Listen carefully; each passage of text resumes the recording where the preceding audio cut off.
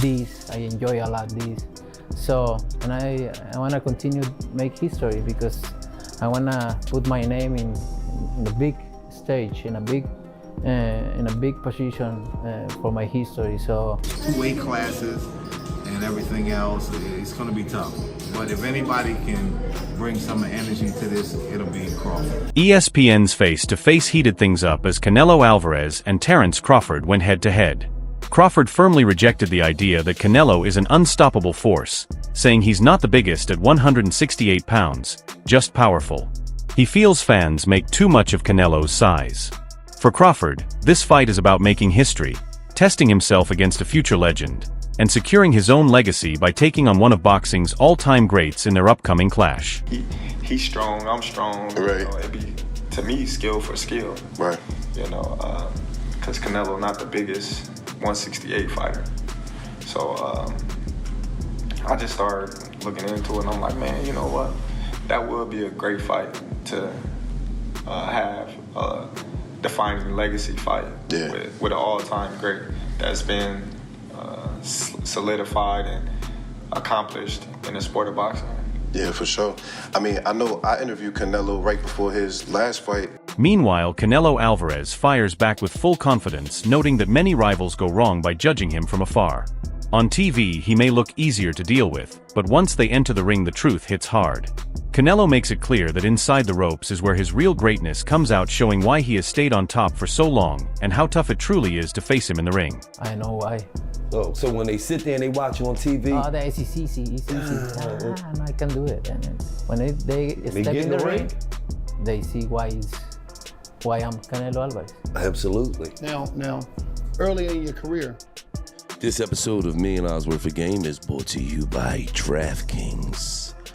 World of slot reels and blackjack deals, come the must-play event of the summer from DraftKings Casino. Featuring non-stop action on all-star cast of games, including A-lister. The rivalry between Canelo Alvarez and Terence Crawford is already boiling over before the first punch is thrown.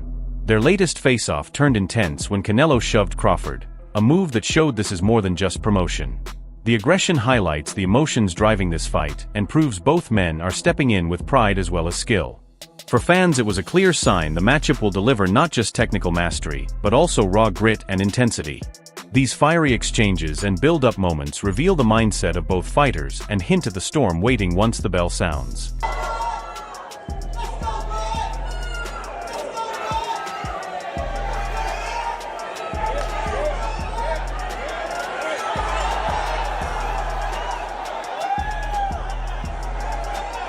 Terence Crawford has always been open about his goal to be remembered among boxing's all-time greats.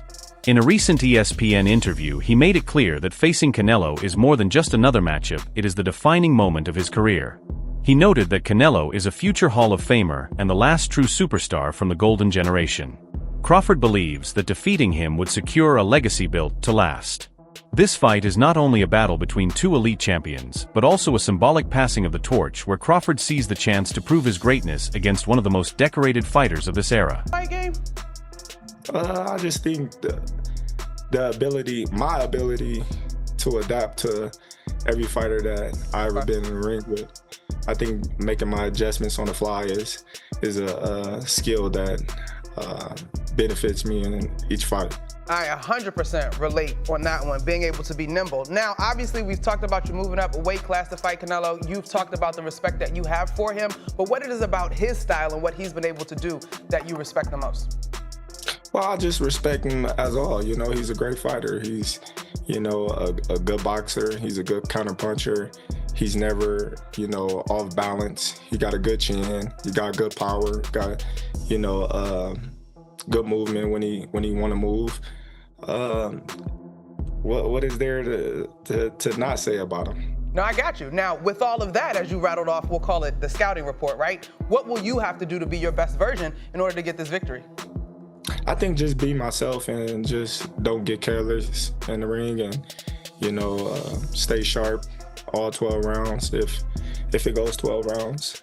I think that's the only thing that, you know, I need to do. Broadcaster Simon Jordan has called this the biggest fight in boxing history, and his words reflect just how massive the event is.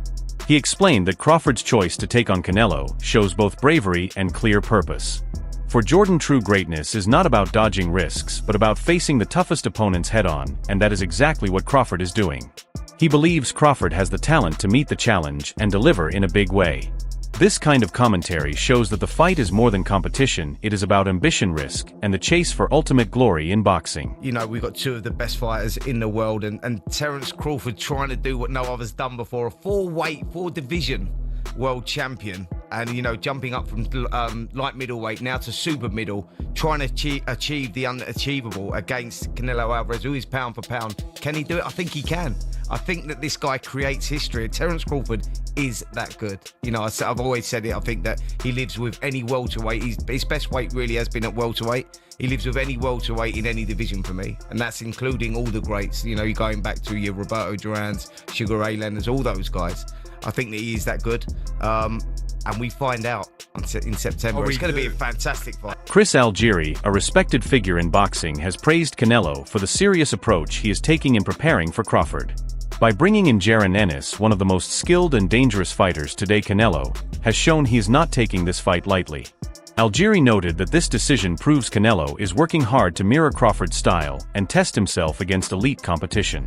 For fans, this is great news, as it means both fighters will step into the ring in peak condition, ready to deliver a battle of power, strategy, and sharp execution. The preparation from both sides raises the stakes and ensures the audience will witness something unforgettable. Get through camp and just have sparring, like use the same sparring partners over and over again, which you see a lot of older guys do, and just kind of get through it and not test themselves and be competitive. That would be more indicative than this happening is like, oh no, this guy's taking Crawford very, very seriously, and he's going to come fully prepared. If you're bringing in young studs like him to fight with, also he's got Darrell Blast Valsaint. He's a Pro Box TV guy who's a stud at 54. He's bringing these young studs who are athletic and they can hit and they're big and they know how to box and they can switch sides. It's like, wow, all right, Canelo's got the best sparring partners that he can for this particular fight, and I think that's good. I think it's good for the sport. I think it shows you that, you know, he's taking this seriously, and this is a major fight everyone's going to watch, and it just makes you feel like the fight would be better that way. Okay, I like that. What I didn't like was some of the takes that I saw from boxing and Twitter, and I have to take those with a grain of salt. Oh my God, this is ridiculous what I'm about to say. I shouldn't even say it, but I'm going to say it anyway. Why not? We're on a podcast. There were people saying that Boots, it was like anti-black code. He went against the culture to train and help Canelo beat another black man in Crawford. And it's so reductive. It's so reductive. It's ridiculous. This is boxing, guys. This is the most diverse. Gyms are so diverse. Everyone comes in, you do your work, and yeah, I mean it's dumb. The hell am I gonna say about it? But there's nothing to say about it. It's the dumbest thing I've ever heard. Yeah, I look at it purely from a boxing standpoint. And, right. Like, what does Boots owe to Crawford? They're like rivals. They're supposed to fight each other. Are they friends? No. If it was like a friend and it was like his cousin or something, or like it was like a training close partner, partner, close friend. Yes, then you have a juicy little narrative here, a little nugget piece of drama. No, this is just a guy who's looking to be good, to be great. If you're Boots Ennis and you get the call from Canelo, like, you're taking that, bro. Like, that's like training with an all-time great. You're trying to get better. Iron sharpens iron. Don't know why we're giving that any light, but I think it's cool because I've said this for a while now, and ever since we linked up on the pod, I kind of understand fighters a little bit better and understand how you guys think. On a recent podcast, Sean Porter and the host discussed the unique challenge Crawford faces in this fight. They admitted that while he may not be the biggest in size, his skill set easily makes up for it. Porter highlighted Crawford's intelligence, timing, and adaptability as rare qualities that could be the difference on fight night. These tools have already helped him dominate across multiple weight classes, and many expect the same abilities to stand out against Canelo. For Porter, the size factor is less important when compared to Crawford's arsenal of skills, which is why he believes fans will see an outstanding performance from him in the ring. Because Crawford is bigger. Right. Crawford is heavy, you know, like he carries himself, you know, he's very solid right now. He's taller, you know, when you see him the face off. So he is technically bigger. It's just the size it's very different when you carry that weight in the ring. Mm-hmm. That's what you got to worry about performing with. And, you know, just based on kind of like the performance at 154, although it was against a very solid fighter with Madrimov, I don't know if he's gonna be solid enough, you know, just used to carrying that type of weight around at 68. So that's the reason I lean towards Canelo, but the skill-wise, everything else is obviously still more on Bud's side. Yeah. So that's where my toss-up is. So I just lean towards Canelo because at the end of the day, you got to respect the weight classes. We've been real heavy on this fight. We've been talking about it for a couple of weeks now. And I feel like every time I've spoken about Canelo and Crawford, the only thing I'm talking about is Crawford. So I said, you know what, today I'm gonna flip the script.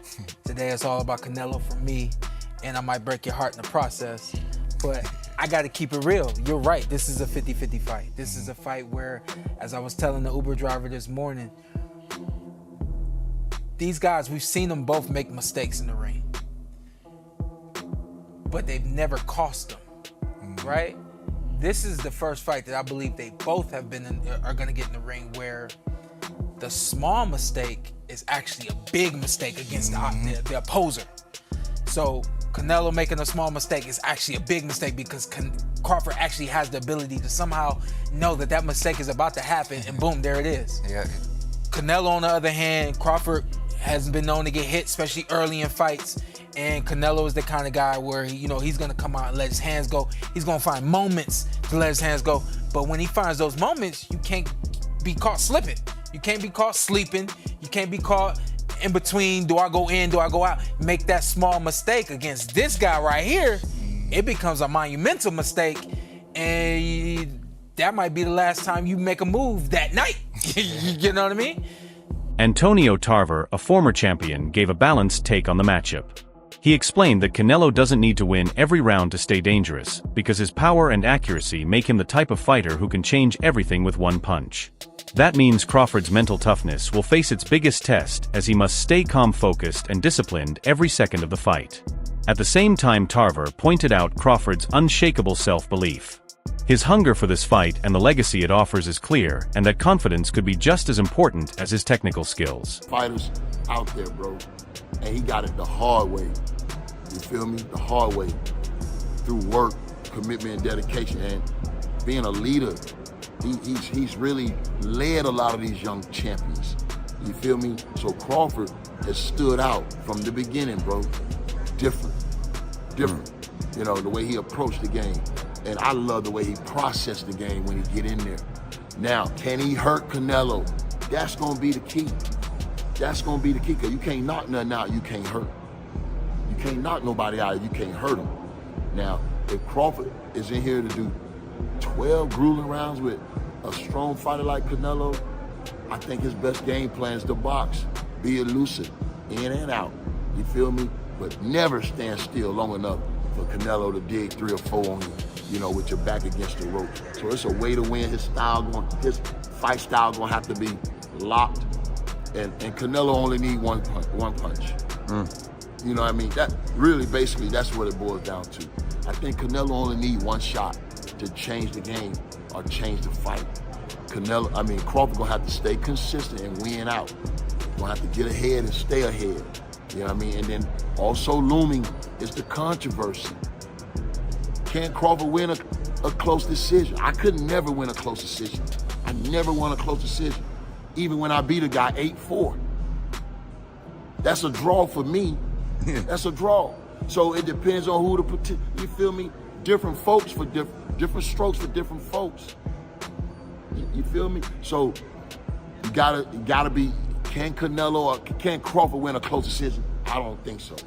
I don't know. Canelo is Canelo. You feel me? So now that could be a situation or issue. If Crawford win 8-4, they say it's a draw, or they give it to Canelo, you know? So in the back of my mind, that's what's looming. I think if Crawford is going to guarantee victory, he got to stop it. Trainer Andre Rozier shared a balanced view, noting that although Crawford is extremely skilled, this fight will be far from easy. He warned that Canelo is not someone any fighter can underestimate, and even Crawford will face tough moments in the ring. Still, Rozier believes Crawford is the one fighter capable of handling that kind of adversity. His versatility, calmness, and ability to adjust make him especially equipped to deal with Canelo. Rozier's perspective highlights both the huge challenge ahead and the rare talent Crawford has to turn what seems impossible into reality. ambidextrous as is Crawford, so it can do nothing but help him. And he has Yolendis Hernandez also helping, another fighter who is ambidextrous, so it helps. And we just want to see him do what he has to do, because this is a great fight. Who were you initially taking? Is it Crawford, or who you initially? No, I think I'm always under the direction of the bigger, better man. And Canelo's the bigger guy in this fight, per se. He's been at that weight for some time. And Crawford is my guy. It's just 2 weight classes and everything else. It's going to be tough. But if anybody can bring some energy to this, it'll be Crawford. Does Canelo bringing Booth into camp, does that lower Crawford's chances to you? Commentator Showbiz the Adult gave a dramatic take, saying Canelo may have found the ideal sparring partner to copy Crawford's style. He suggested this level of preparation could give Canelo an edge strong enough to overwhelm Crawford. While his claim may be a bit exaggerated, it shows how some believe Canelo's training could shift the balance in his favor. It's over. So Canelo Alvarez having the perfect prep with Jerron Boots Ennis. You cannot get more perfect of a preparation for Terence Bud Crawford than Jerron Boots Ennis. Terence Crawford being known as a big welterweight, his athleticism being great, his slickness, IQ, boxing ability.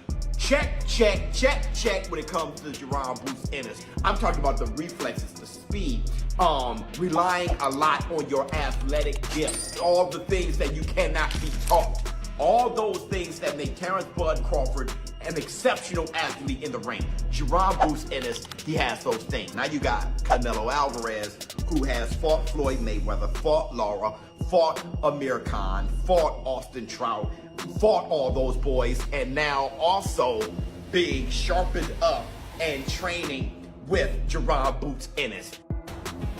Stephen Breadman Edwards gave an important reminder about the limits of sparring. While he acknowledged that Canelo's decision to spar with Jaron Ennis is impressive, he emphasized that sparring should never be confused with the real fight. Edwards explained that sparring is often used for testing tactics or sending psychological messages to opponents. In this case, he suggested Canelo might be using Ennis to project confidence and show he is preparing for Crawford's style. Still, once the fight begins, no sparring session can match the intensity, unpredictability, and pressure of an actual bout. As the showdown nears, many analysts and fans agree on one thing: Crawford will be Canelo's toughest opponent yet. Unlike past challengers, he brings not only elite skill but also an unshakable drive to prove himself. He is unbeaten at the peak of his career and determined to make history. Canelo, with all his experience, has never faced a fighter quite like him. That is why this is not just another fight, but a once-in-a-generation clash between two of the sport's best. The result will shape both legacies and could redefine modern boxing. Felix Trinidad, Oscar De La Hoya, Manny Pacquiao, Dimitri Bivol, Arthur Beterbiev, Bernard Hopkins, Floyd Mayweather. Damn, you don't think none of them? So is Terence Crawford really better than all those guys in the toughest matchup of Canelo's career? No, Canelo's just selling the fight. Realistically, Crawford is more skilled than some of those guys mentioned. You know, Trinidad, De La Hoya, Beterbiev. You could argue more skilled than Bivol, Pacquiao, and B-Hop.